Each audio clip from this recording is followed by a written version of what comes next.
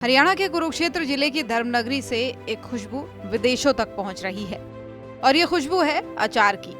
इसके पीछे संगौर गांव की उषा रानी का हाथ है। उषा रानी ने 2018 में महज 450 रुपए से अचार बनाने का काम शुरू किया था।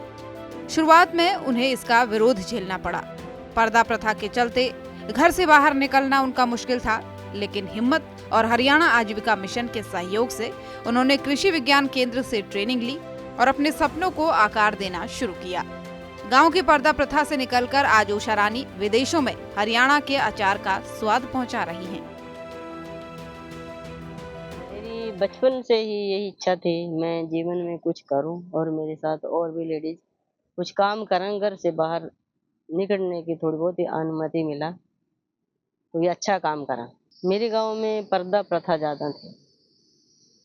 2017 में मैंने मशरूम की ट्रेनिंग ली थी कृषि विज्ञान केंद्र से, तो वहीं पे मेरे को स्टॉपेज मिला इस काम करने का।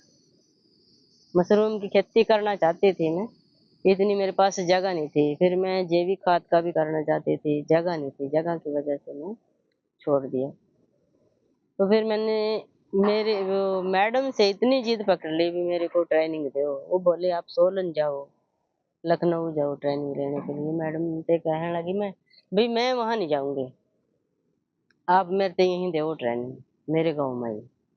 उन्होंने कहा भाई 30 लेडीज को इकट्ठी करो। मैंने घर घर जाके बताया भी एक ऐसी जगह, वो फ्री में ट्रेनिंग देंगे, हमारे से कुछ भी नहीं लेंगे और रोजगार के सारे काम सिखाएंगे।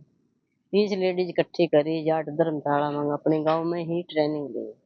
डॉक्टर प्रेमलता उस टाइम यहाँ थी कृषि विज्ञान केंद्र में, वो ट्रेनिंग देने आई थी। उसने हमारे को 3 ट्रेनिंग दी 2018 में। 1 जनवरी में हुई पहली ट्रेनिंग, 1 फरवरी में और तीसरी ट्रेनिंग मई में।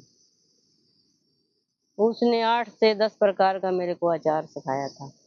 30 लेडीज में से किसी ने काम नहीं करा, मैंने शुरू से ही काम करके दिखाया। मैंने 450 रुपये से काम शुरू करा।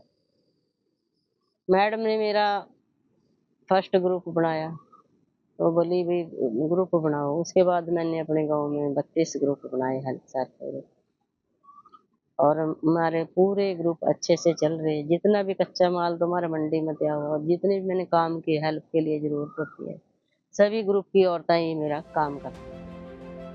बता दें कि उषा रानी आज 2 दर्जन से अधिक प्रकार के अचार बनाती हैं। उन्होंने बताया कि उनके अचार जिम्बाब्वे और सूडान तक जाने वाले थे, लेकिन ये विदेशी डील गलत शर्तों के चलते रोक दी गई। बावजूद इसके आज उनके अचार की मांग भारत में ही नहीं बल्कि विदेशों में रहने वाले भारतीयों में भी है।